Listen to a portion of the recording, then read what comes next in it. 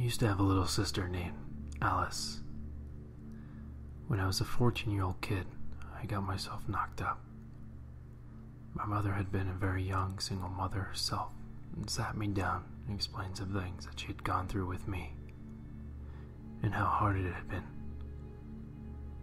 She told me she wanted to raise the baby as her own daughter, and I would be the big sister. At the time, I wasn't exactly happy, but I didn't really have another option. I spent 6 months off school with an eating disorder, and during that time, Alice was born. I didn't want to detract at all from Alice's happiness, but there were times I really wanted to tell her. I wanted to cuddle her into me and tell her how much I loved her, and that I was her mother. I never got the chance. When I was 21, I was in a much more stable position than I had ever been before. I rented a little apartment and was in the process of decorating it. The nicest bedroom was to be Alice's. I still wanted to tell her everything. My mother and I had a couple of blazing rows about it. In the end, I'd agreed to keep quiet, because I think my mother was probably right, and that it would have been selfish to turn that little girl's life upside down to fulfill my own emotional needs. September 2013. Age 7. She was playing in my mom's front garden when a drunk driver plowed into the garden wall, knocking it over onto her. I rushed to the hospital the moment I got the call off my mother, but as soon as I walked into the emergency ward and saw the look on my mother's face, I knew I was too late. We were both utterly devastated. The next few weeks was a bit of a blur, but during that time, it was my birthday. I hadn't even remembered until I saw the envelope on my doormat in my new place. I hadn't bothered finishing Alice's room. It was still half decorated with Disney princess wallpaper. I'd come home from the hospital that night and just shut the bedroom door. I couldn't bear to look in there, because it drove home what might have been. I opened the envelope with a complete lack of interest. How unfair was it that I got to have another birthday while my beautiful Alice never would? There were 2 cards there. One from my mother, and the other to the best sister in the world, and her uneven, childish handwriting. Love, from Alice. My heart just about stopped in my chest.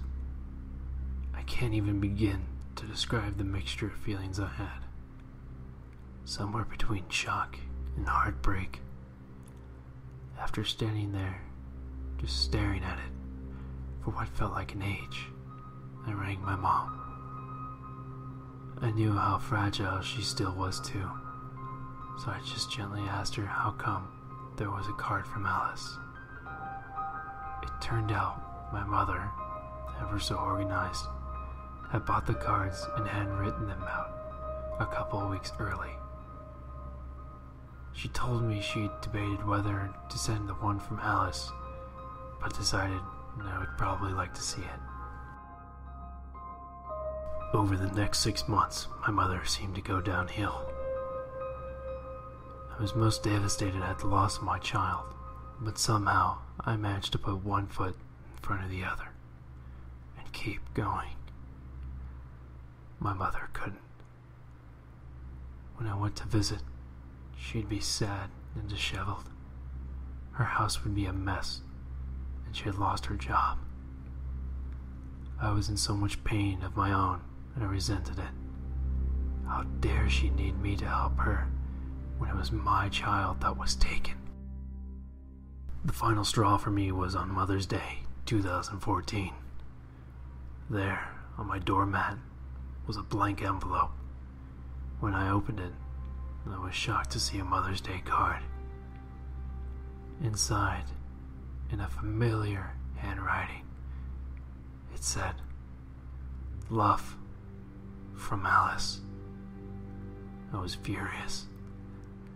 However well-meaning my mother had been, it was just sick. Recycling one of her old Mother's Day cards from my daughter. I felt like she was rubbing salt into an open wound. Alice had never known I was her mother. My heart was broken all over again. I rang my mother and played Merry Hell. How dare she? Didn't she know how hard it was for me? I called her selfish and told her she'd basically stolen my baby from me. All the pent-up frustration over the years just spummed out of me in a vile and hateful rage.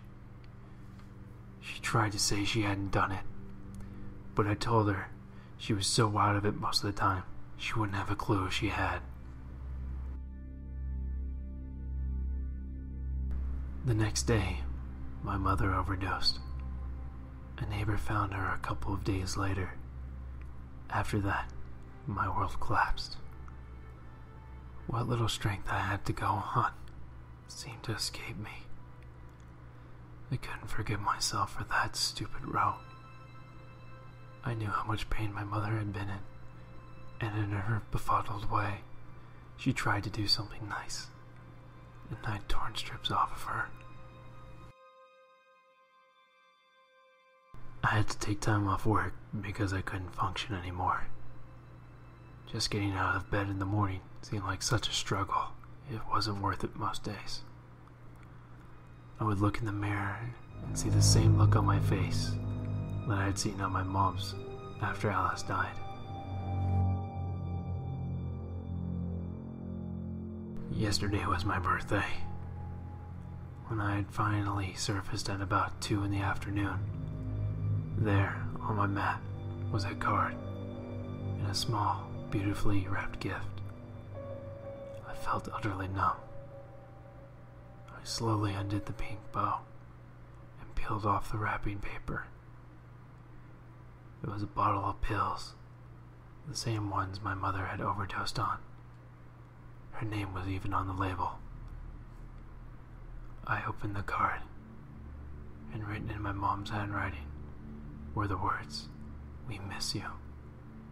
And underneath, in childish handwriting, the words, "Love, from Alice."